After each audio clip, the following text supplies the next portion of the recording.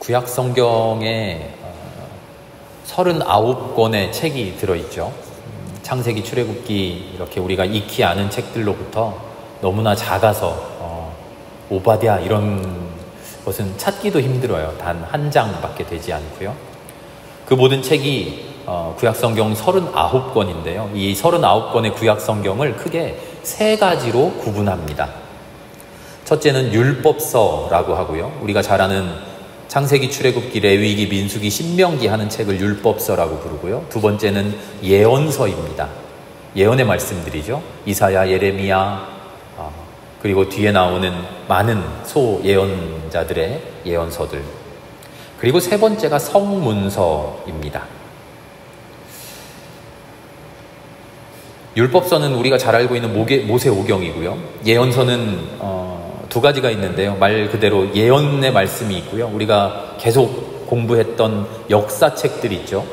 사사기, 룻기, 사무엘 상하, 그리고 열왕기 상하, 역대 상하 쭉 이어 나오면서 우리 이스라엘의 역사를 봤잖아요. 그 역사책들도 성경에서는 예언서로 분류를 합니다. 역사라는 형식으로 하나님의 말씀을 증거한 예언서이죠. 다른 말로 하면요, 하나님께서 우리들 인간에게 하나님의 말씀을 계시하여 주시는데요, 두 가지 방식이 있어요. 첫 번째는 하나님의 말씀을 직접 들려주시는 거예요. 그게 율법입니다. 두 번째는 사람들로 하여금 혹은 역사 속에서 하나님의 말씀을 깨달을 수 있도록 알려주시는 거예요. 이게 예언이죠. 하나님이 우리에게 하나님의 말씀을 들려주시는 방식은 율법과 예언입니다. 하나가 남았죠. 세 가지라 그랬는데 세 번째가 성문서예요. 성문서. 거룩한 책들이라는 뜻입니다. 성문서. 율법과 예언은 하나님의 말씀이라고 하자면요, 성문서는 하나님의 말씀에 대한 인간의 신앙 고백이에요. 하나님의 말씀을 들은 인간이 하나님의 말씀은 이렇군요. 혹은 세상을 살아가면서 세상 속에서 하나님을 만났던 인간이 하나님의 영광은 놀랍습니다. 하나님 우리에게 이런 구원을 주셨군요 하고 고백하는 책이 성문서예요. 시편, 잠언, 전도서, 욥기, 아가서 이런 책들을 성문서라고 말합니다. 율법과 예언이 이스라엘의 신앙의 주류에 속한다고 하면요, 성문서는 비주류에 해당하는 전통이에요. 율법 전통에서 간과되었거나 혹은 소홀하게 여겨졌던 문제점, 하나님의 말씀이긴 하지만, 율법과 예언이 하나님의 말씀이긴 하지만 인간 세상의 모든 이야기를 다 담고 있지는 못하잖아요. 인간 세상의 모든 이야기들에게 율법과 예언이 의미를 줄 수는 있지만 이럴 땐 어떻게 하냐, 저럴 땐 어떻게 하냐, 구체적인 일들을 다 다루지는 못해요. 그런 점에서 성문서가 인간의 삶 속에서 하나님의 뜻을 세상 속에 어떻게 적용해 가는가 하는 우리 인간들 스스로의 지혜를 그 안에 담아놨습니다. 그래서 성문서를 우리가 지혜문학 이렇게 말합니다. 지혜문학. 율법과 예언은 하나님을 통해서 주어지죠. 그래서 딱딱해요. 하나님의 말씀을 딱딱하게 전할 수밖에 없어요. 하나님의 말씀을 재미나게 소설처럼 비유로 그렇게, 예수님은 참 대단하신 분이에요. 그런 점에서 비유로 말씀해 주신 예수님이어서 말 그대로 율법적이에요. 이게 옳다라고 딱 선언하는 거죠. 이렇게 살아야만 한다. 그런데 실제로 인간의 삶은 그러지가 않잖아요. 정확하게 딱 적용되는 일이 없어요. 이스라엘의 역사를 보면 말씀대로 살기도 하며 혹은 그러지 못할 때도 있어요. 율법대로 살면 복을 받고 율법을 배반하고 반역할 때는 심판받는다 이렇게 말해요. 그런데 실제로 우리가 삶을 살아보면 양단 간에 딱 단칼로 베듯이 이렇게 나눠지지가 않아요. 은혜 아니면 심판, 생명 아니면 죽음, 이렇게 올바른 삶, 옳지 못한 삶 딱 나눌 수 있지가 않아요. 나 자신만 돌아봐도 그러죠. 어떨 때는 성령 충만한 것 같다가도 어느 순간 문득 돌아보면 하나님 없는 듯 살아가는 사람일 때도 있고요. 잘 믿는 듯 하다가 믿지 못하기도 하고요. 이도저도 아닌 듯 갸우뚱하기도 하고요. 이랬다 저랬다. 어쩔 때는 율법대로 딱 사는 것 같다가 어떨 때는 정말 심판받을 사람처럼 살죠. 그런 순간들이 사실은 태반이에요. 그럴 때 어떻게 해야 됩니까? 세상에 나아가서 살아가다 보면 수많은 일들을, 수많은 경우들을 닥치게 되는데요. 이럴 때 어떻게 해야 될까라고 성경책을 떠들러 보면 정확하게 그 상황을 말해주는 구절이 성경에 없어요. 그렇죠? 수많은 일들이 우리에게 일어나는데 그 일에 정확하게 맞는 성경 구절이 아무래도 없어요. 어떻게 해야 됩니까? 바로 그럴 때 어떻게 할까를 일러주는 것이 지혜예요. 지혜는 율법과 예언이 말해주지 않는 우리 생활 속의 세세한 이야기들을 우리에게 일러주는 말씀이에요.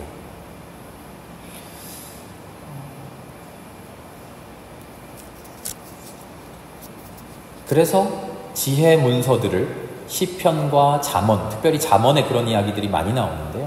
그 책들을 읽어보면요. 율법과 예언이 이야기하는 것과는 조금 다른 이야기를 하는 것처럼 들려요.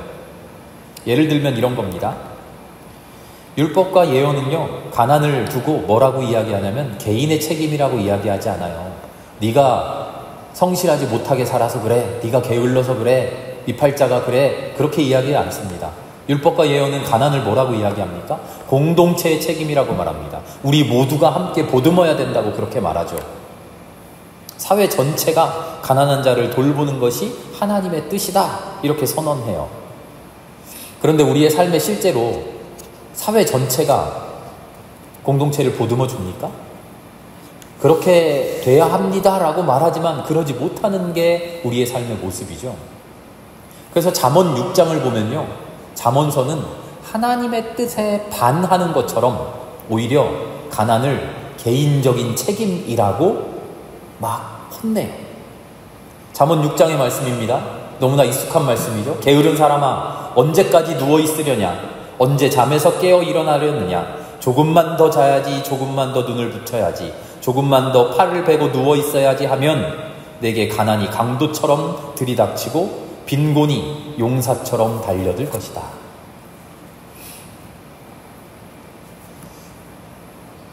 제가 무슨 우스개 하는 예능 프로그램을 봤는데요. 그 프로그램에 나온 그 젊은 코미디언이 이런 얘기를 해요. 자기는 교회도 안 다니는데 너무나 잘 아는 성경 말씀이 있대요. 뭐냐면 자기가 어릴 때, 젊을 때, 20대 때 빈둥빈둥거리며 누워있으면 할머니가 들어오셔서 혼내는 게 아니라 옆에 걸레질을 하면서 게으른 자야, 게으른 자야, 더 자야지, 더 자야 하면 가난이 그 말씀을 계속 하면서 툭툭 쳤대요. 잠언서는요, 가난을 개인의 책임이라고 이야기해요. 율법과 예언하고는 전혀 다르죠. 율법과 예언은 분명히 사회적인 책임이라고, 우리가 함께 보듬어야 된다고 이야기해요. 또 잠언 16장을 보면 또 율법과 다른 이야기가 나옵니다. 왕이 내리는 판결은 하나님의 판결이니 판결할 때에 그릇된 판결을 내리지 않는다. 율법은 뭐라고 이야기합니까? 왕이 하나님의 말씀을 좇아서 하나님의 말씀대로 판결해야 왕이죠. 그렇지 않고 제멋대로 판결하면 어떻게 됩니까? 어떤 왕이라도 하나님이 심판하십니다. 이게 율법의 말씀이에요. 그런데요, 잠언은요, 세상에서 실제로 일어나는 일을 우리에게 일러줘요. 왕이 내리는 판결은 하나님의 판결이에요. 왕이 나쁜 왕이더라도 지가 그렇게 판단하면 세상에서 그게 하나님의 말씀처럼 되어버립니다. 현실의 지혜는 세상의 왕권을 절대시하며 복종해야 돼요. 지혜는 이렇게 현실적인 삶을 받아들이라고 이야기하고요, 현실적인 삶에 순응하라고 말해요. 그래서 정통 예언자들은요, 지혜 전통에 대해서 매우 비판적인 입장을 취했어요. 지혜라고 하는 것이, 올바르게 산다고 하는 것이 뛰어난 지혜인 것 같은데 엄밀하게 하나님의 말씀에 비추어 보면 너희들 하나님의 말씀에 반대되는 이야기 하는 거 아니야? 라고 예언자들은, 율법가들은 지혜자들을 미워했어요. 오늘 함께 읽은 이사야 29장의 말씀이 바로 그런 전통이 들어있는 말씀입니다. 뭐라고 말합니까? 지혜로운 사람에게서 지혜가 없어지고 총명한 사람에게서 총명이 사라질 것이다. 언제요? 언제를 이야기하죠? 우리가 14절을 읽었는데요. 그 앞에 이 전체 이야기의 시작, 언제입니까? 29장 맨 앞에 보세요. 예루살렘의 운명에 대한 이야기예요. 하나님의 말씀대로 살지 않고 하나님의 뜻대로 살지 않던 예루살렘에, 이스라엘에 하나님이 심판하실 때가 왔을 때 이렇게 된다 하는 이야기예요. 그 중에 14절의 말씀에 지혜로운 사람에게서 지혜가 없어지고 총명한 사람에게서 총명이 사라질 것이다 라고 이야기합니다. 이 이야기는요, 그냥 읽어가면 우리가 지혜 전통에 대한 선 이해가 없이, 지혜 전통에 대한 지식이 없이 읽어가면 똑똑하던 사람들도 하나님의 심판의 날에는 다 그 똑똑함이 쓸모없다는 이야기구나, 이렇게 이해할 수 있겠습니다만, 지혜 전통, 율법과 예언과 지혜라고 하는 세 가지 신앙의 전통, 그런데 특별히 세 번째 신앙의 전통은 하나님의 율법과 하나님의 예언과는 조금 다르게 세상적인 지혜를 우리들에게 권고했다라는 점을 알고 있으면, 그래서 예언자들이 이 지혜로운 사람들을 정통신앙에 입각해서 그들은 조금 뭔가 잘못됐어 라고 비판하고 있었다라고 하는 것을 우리가 선이해하고 있으면, 이 말씀이 심판날에 저 지혜 전통을 말하는 사람, 지혜로운 사람들, 소위 지혜가라고 하는 사람들, 지혜문학을 쓰는 사람들, 그 사람들에 대한 비판 이야기인 것을 우리가 깨달을 수 있게 되죠. 예언서를 보면 특별히 이런 게 많이 나옵니다. 예레미야 8절도 보면요, 8절과 9절 말씀을 제가 읽어드릴게요. 예레미야가 이렇게 비판해요. 너희가 어떻게 우리는 지혜를 가진 사람들이요, 우리는 주님의 율법을 안다 하고 말할 수 있느냐. 사실은 거짓된 붓이 율법을 거짓말로 바꾸어 놓았다. 그러므로 지혜 있는 사람들이 부끄러움을 당하고 공포에 떨며 붙잡혀 갈 것이다. 그들이 주의 말을 거절하였으니 이제 그들에게 무슨 지혜가 있다고 하겠느냐. 단지 영리한 사람들에 대한 이야기가 아닌 것이 분명하죠. 똑같은 신앙의 전통 속에서 율법과 예언과는 조금 엇나간 듯한 세상의 상황을 무조건적으로 그냥 받아들이는 듯한 지혜가들에 대한 예언자의 신랄한 비판인 것이죠. 한 구절만 더 읽어드리겠습니다. 예레미야 9장입니다. 23절, 24절입니다. 나 주가 말한다. 지혜 있는 사람은 자기의 지혜를 자랑하지 말아라. 용사는 자기 힘을 자랑하지 말아라. 부자는 자기 재산을 자랑하지 말아라. 오직 자랑하고 싶은 사람은 나를 아는 것과 나 주가 긍휼과 공평과 공의를 세상에 실현하는 하나님인 것과 내가 이런 일 하기를 좋아한다는 것을 깨달아 알만한 지혜를 가지게 되었음을 자랑하여라. 이 모든 말씀들은요, 너희들 스스로 지혜롭다고 까불지 말고 하나님을 제발 올바로 알아라 하는 거예요. 성경의 지혜 전통을 모를 때는 그냥 인간이 어리석다는 말이구나 할 수 있을 텐데요, 이 지혜 전통을 염두에 두고 생각하면 느낌이 다르죠. 하나님의 말씀을 철저하게 받아들이고 일상생활 속에서도 어떻게 하면 말씀대로 살까, 그렇게 고민해야 되는 것이 율법과 예언의 충실한 모습일 텐데, 이 지혜를 전하는 사람들은 율법과 예언에 충실하기보다 살짝 바꿔서 오히려 세상에 적응하는 모습을 보여준다는 거예요. 여기서 이제 우리는 질문하게 되죠. 그러면 철저한 하나님의 말씀과는 조금 결이 다른 이 지혜라고 하는 전통이 왜 성경 안에 그대로 들어와 있을까요? 율법에 조금 다르고 예언가들이 그렇게 비판했던 지혜의 말씀이 성경을 선택할 때 이건 아니야 하고 빼버려야 되잖아요. 그런데 왜 성경이 되어서 우리 안에 잠언의 말씀 다 들어와 있을까요? 지혜 전통이 어떻게 이스라엘에 형성되었는지 그 역사를 우리가 이해해야 됩니다. 그리고 이 지혜 전통을 이스라엘이 어떻게 받아들였는지를 이해해야 돼요. 이 지혜 전통의 출현은요, 그 출신부터가 이스라엘 그 율법과는 달라요.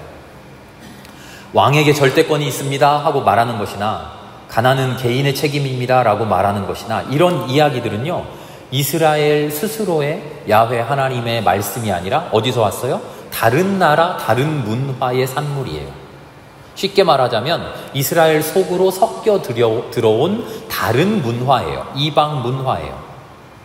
외부의 문화는 그래서 야훼 신앙과 대립합니다. 야훼 신앙과 잘 섞이지 않아요. 때로는 야훼 신앙을 공격하기도 해요.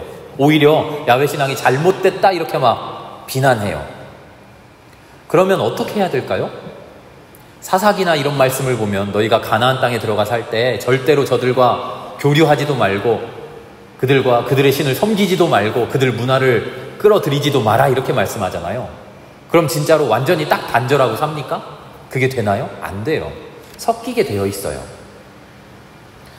원론적으로는 외부의 사상과 문화를 철저하게 막아내고 만약에 침투되었다 하면 색출해서 없애는 게 원론적인 방법인데 이스라엘은요 실제로 그렇게 살아갈 수가 없어요. 그래서 더 높은 수준의 대처를 합니다. 그건 뭡니까?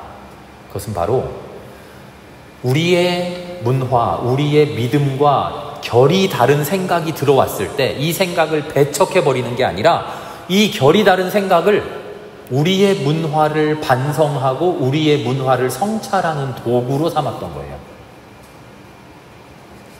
이게 지혜전통의 진짜 의미예요. 예를 들어 볼게요. 나에게 친구들이 있는데요.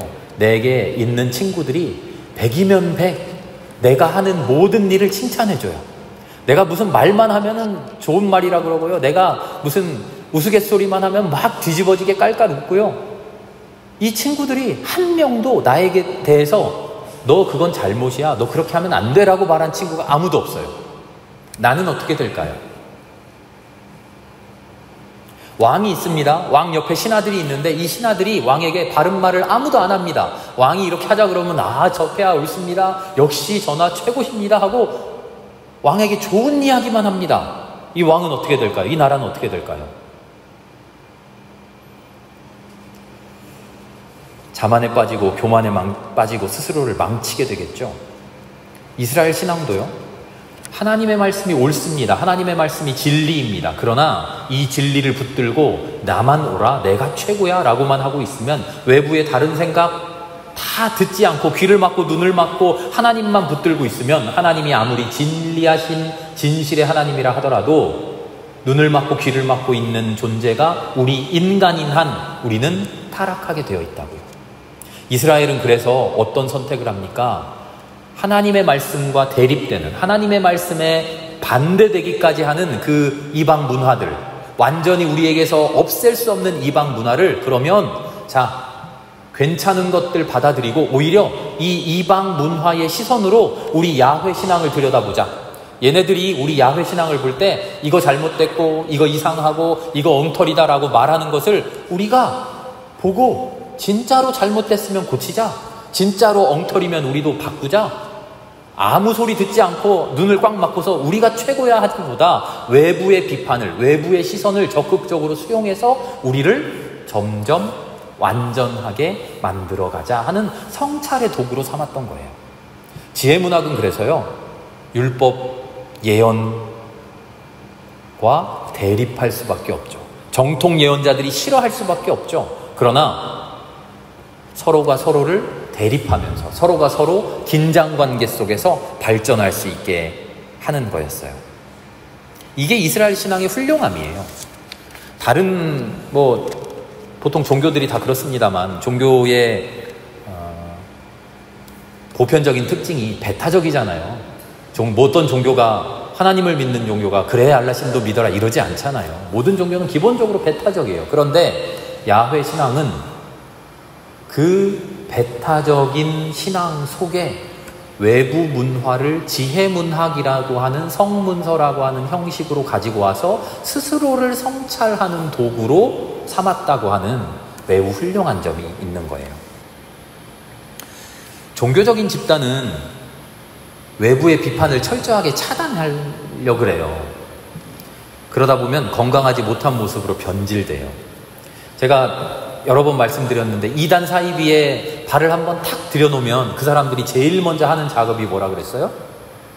다른 사람들 못 만나게, 다른 이야기 못 듣게, 우리가 하는 이야기만 들어, 우리가 하는 얘기만 들어야 돼 하고 외부의 이야기를 차단시켜요. 왜 그럽니까? 그래야 자기 성찰의 능력이 사라지거든요. 그렇게 자기 성찰의 능력을 앗아가면 이단 사이비에 빠져서 나올 수가 없어요. 우리가 뉴스를 보고 신문을 보면 사회에서 대단하다는 사람, 교수라는 사람, 박사라는 사람, 아니 이렇게 훌륭하게 잘 배운 사람들이 여기에 빠져? 우리가 척 봐도 아는데 어리석어서가 아니에요. 성찰의 기능을 막아버렸을 때 아무리 뛰어나고 아무리 가방끈이 길고 박사 무슨 뭐라고 해도 다 빠지게 되어 있어요. 그런데 우리 신앙은, 우리 이스라엘 신앙은, 야훼 신앙은 일부러 외부의 비판적인 시선을 끌어들여서 이것도 하나님의 말씀입니다 라고 취했다는 거예요. 참 대단하죠. 얘네들은 뭐라고 하는지 들어보자. 얘네들이 하는 말을 우리 하나님의 말씀에 비춰보면 얘네들이 하는 비판을 통해서 우리가 반성할 점도 있지 않을까? 우리의 약점을 알게 되고 우리가 보완할 수 있지 않을까? 그러면 우리 하나님의 말씀을 거꾸로 이 친구들에게도 전할 수 있는 어떤 접점이 되지 않을까? 참 성숙한 생각을 했습니다. 그래서요, 지혜문학은요, 잠언, 특별히 잠언의 말씀이 그런 내용이 많은데요, 한 구절 한 구절만 똑 따서 읽으면 안 돼요. 한 구절 한 구절만 딱 잘라서 읽으면 하나님의 말씀과 달라져요. 전체 이야기의 맥락이 흘러가는 그 과정을 봐야 돼요. 종점을 봐야 돼요. 이런 이야기가 있는데 그래서 살다 보면 마지막에 하는 이야기가 뭡니까? 그 마지막의 이야기를 들어야 돼요. 전도서도 그렇습니다. 우리 하나님 말씀과 조금 결이 다른 세상 이야기들도 있습니다. 세상 이야기에 귀를 기울이면 우리가 이렇게 사는 것도 지혜롭습니다. 그런데 우리 하나님의 말씀을 다시 깊게 생각해 보면 이렇게 저렇게 영적인 고민을 길게 하게 되죠. 그러다가 결국은 우리는 이런 결론에 이르게 됩니다. 이렇게 쓰여져 있어요. 잠언 말씀들이, 전도서의 말씀들. 이게 지혜 문학이에요. 다시 말하면 신앙의 고민 이야기예요. 실제로 율법을 받아들고 예언을 받아든 사람들이 우리의 삶과 딱 맞아들지 않으니까 이걸 가지고 어떻게 하나 암담하잖아요. 그래서 세상의 구체적인 상황 속에서 서툴르게 허둥지둥 하잖아요. 그러다가 세상의 이야기도 들어보고 하나님의 이야기와 절충시켜 가면서 이게 옳구나라고 결론 지어가는 인간의 이야기, 그게 지혜문학이에요. 겉보기에는 그래서 이스라엘의 전통신앙과 전혀 다른 이야기들이 불쑥불쑥 튀어나와요. 이게 하나님의 말씀 맞나 싶은 세속적인 겉면들도 있어요. 잠언 같은 경우에 보면요, 어떻게 돈을 벌어야 되는지 막 그런 이야기도 있고요, 인간관계 어떻게 해야 되는지, 이런 사람은 상대하지 말아라, 그런 이야기도 있고요, 지금 미리 좋게 해놓으면 나중에 이익을 얻어, 이런 이야기도 있어요. 율법의 말씀은 진리의 말씀이에요. 그런데 그 말씀을 들고 세상에 나아가면 세상과 딱 일치하지 못해요. 뭔가 삐걱삐걱거려요. 그럼에도 불구하고 율법만을 들고서 난 이렇게 살아야, 난 이렇게 살 거야 라고 외치면 그 사람은 고지식한 종교인이 되어버리죠. 그 고민들을 절충시켜 주시는 것이 바로 지혜서예요. 율법이 가르쳐주지 않는 생활 속에서의 깊은 통찰을 하나님이라면 이렇게 하지 않으실까라고 제시합니다. 그러면서 항상 지혜서는 이게 제일 중요한데요, 제일 마지막에 이게 정답인 것 같은데 확실치 않으니 우리 기도합시다, 우리 하나님께 다시 여쭙시다, 그 이야기가 항상 나옵니다. 잠언서 우리 제일 잘 알고 있는 말씀이 뭡니까? 지혜의 근본을 뭐라고 정의하고 시작하나요? 잠언서 맨 앞에 지혜의 근본은 여호와를 경외하는 것이다. 하나님을 경외하는 것이, 여호와를 경외하는 것이 지혜의 근본이다. 이렇게 대전제를 세우고 시작해요. 그러면서 이런 지혜, 세상적인 지혜들을 막 이야기하다가 마지막에 가서 우리가 수많은 지혜들을 이야기했으나 이 지혜는 하나님의 뜻 안에서 이루어져야 할 것이다 라고 정리를 해요. 그래서 지혜서는요, 우리 읽으면서 조금 조심스럽게 읽어야 됩니다. 하나님의 말씀과 다른 세상적인 생각들이 불쑥불쑥 튀어나오고요, 하나님의 말씀과 긴장관계를 이루기도 하고요, 하나님의 말씀에 대해서 비판하거나 공격하기도 해요.